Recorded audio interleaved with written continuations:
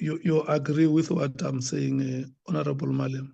No, Chair, when I argue, I'm not arguing with you. I'm arguing with the fellow members who want to suggest, like, because of the party position, they can't move.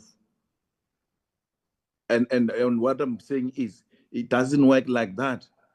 When the facts are being presented, even if my party position suggests something else, I should now remember my oath of office, that more than a party, I've taken an oath to serve the people of South Africa, and the facts suggest that we proceed in this way. There's nothing I can do if the party disagree. Thanks.